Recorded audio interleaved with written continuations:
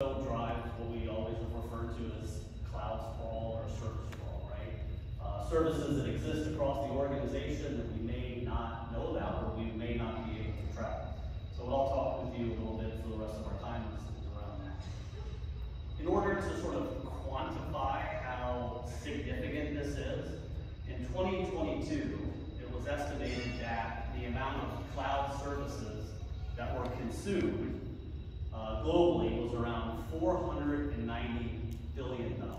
And that includes everything from infrastructure services, SaaS services, all the way to business process as a service services. Out of that 490 billion, it's estimated that 30% of that was wasted or inefficient.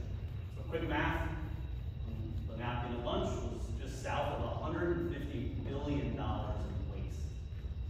So not only is that a big, huge problem, but it's also a pretty awesome opportunity, right, to drive all kinds of improvements. Before I get a little bit deeper into the cloud waste, I'll share a bit of an embarrassing story. A couple of years ago, we were still Micro Focus at the time. Micro Focus is an independent software vendor, as Wally mentioned. Thousands of developers developing on-prem software solutions as well as SaaS services. Well, we had a developer that decided to take some initiative and deployed Jenkins into AWS. However, that individual didn't properly configure the internet access and some of the other configurations. So within a matter of minutes, we had Bitcoin mining occurring on that unidentified instance. Well, what we realized after the fact was that build cost about $100,000. So we had the ability to identify it after the fact. We didn't really have the ability to identify guardrails to prevent it from happening.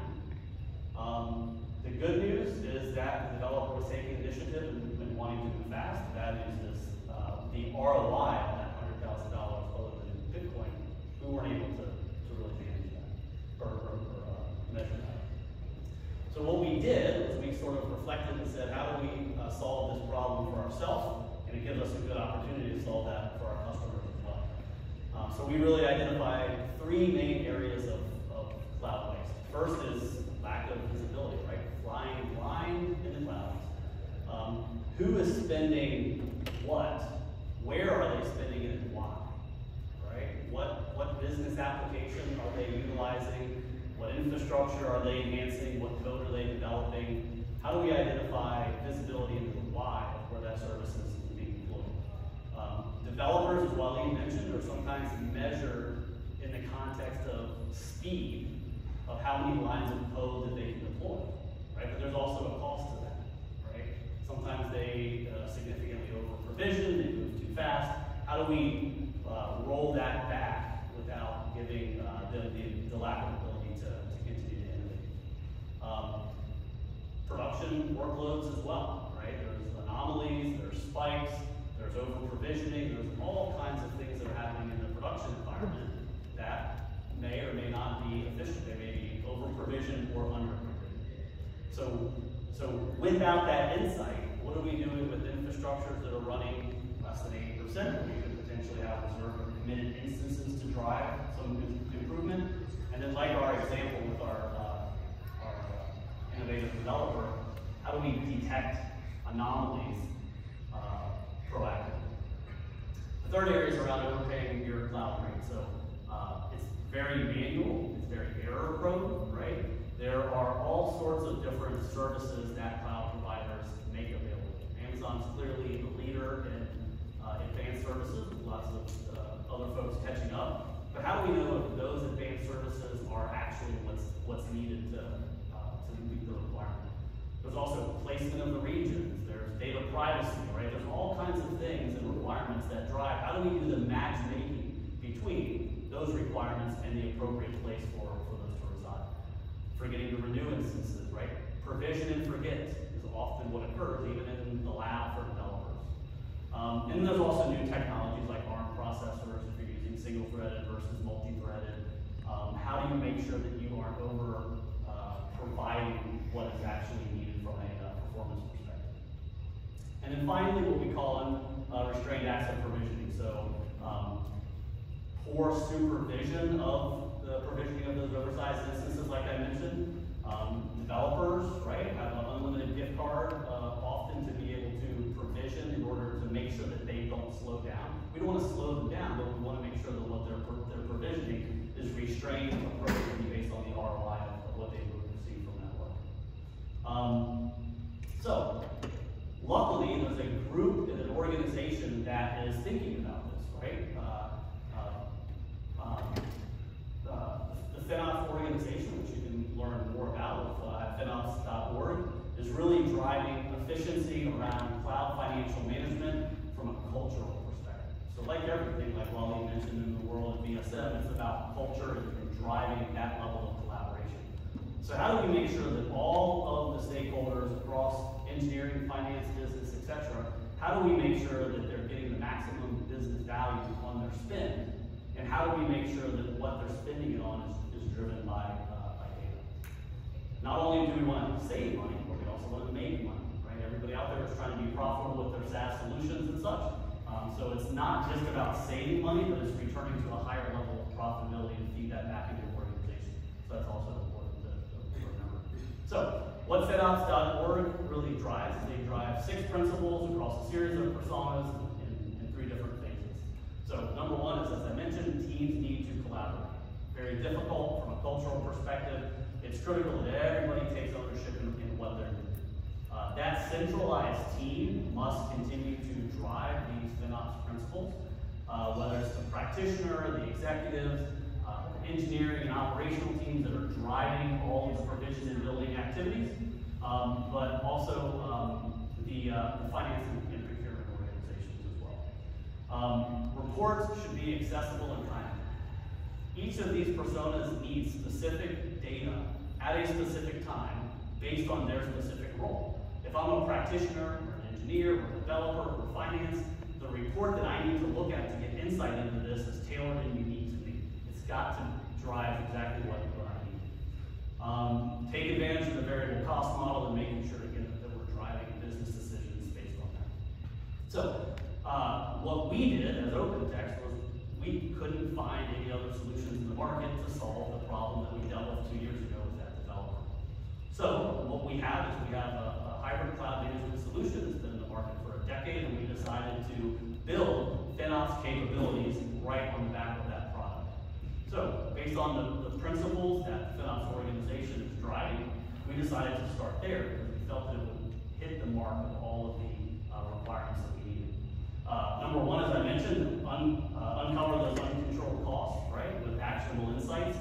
A few key pieces of that is making sure that you're understanding across your entire cloud landscape, regardless of the vendor, regardless of the type of cloud service. How do I actually understand the what, the when, and the why from a data perspective across all of those environments? Identifying spikes and efficiencies proactively in real time, right, is critically important.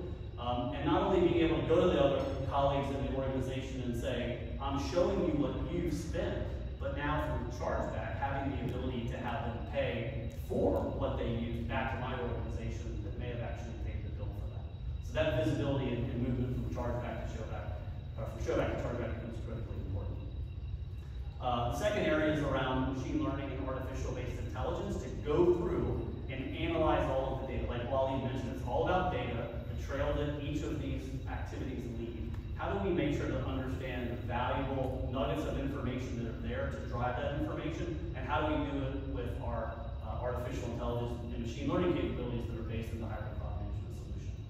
The most important, arguably, would be putting guardrails around those activities, right? So setting consumption controls that are tied to the budget, setting consumption controls that are tied to various approval processes.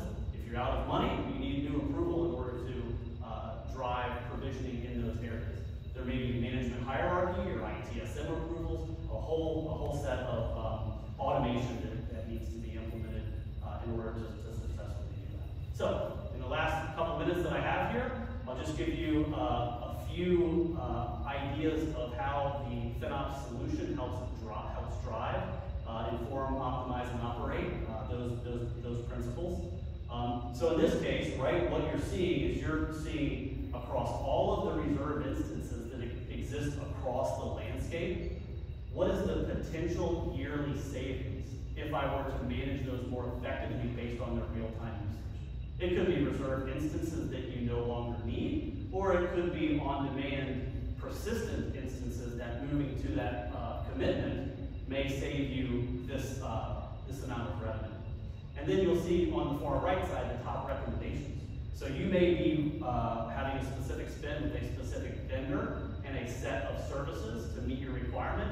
If that match isn't appropriate, we will provide the recommendations for that. That level of intelligence and that level of automation is something that we've seen with our customers is critically valuable because it's very, very difficult with the thousands and thousands of services that are out there. The role-based showback reports and dashboards, again, exactly what you need to see, when you need to see it from your specific persona to help create that culture of accountability across the organization. Creating your budgets with anomaly alerts and variance analysis. So when you start to see those anomalies spike, you have the ability to see how do I make an adjustment real time to change that, and also how do I make sure to put specific policies in place to make sure that it does not happen again.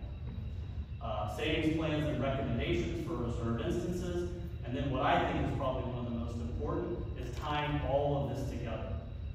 Through the hybrid cloud management solution, going out across all of the vendors, grabbing all of your services, back to cloud brokering and service brokering, the definitions of a decade ago. Let's pull all of those in, aggregate those together, provide pre-approved lists of what is authorized, but doing that matchmaking of the requirement to the technical service that's actually available, set up the workflows, and then probably most importantly, drive a governed self-service consumption channel through your service catalog. So, appreciate all of the time. I know we're out of time. What you see up here, and as Waleed mentioned, we can get these materials to you. Everything that you see in blue is what we have today, and what you see coming is our FinOps integrations, where a unified view of cost and carbon footprint might be important as well. So, thank you for your time, and I hope you guys enjoy the rest of the event, and we look forward to further conversation.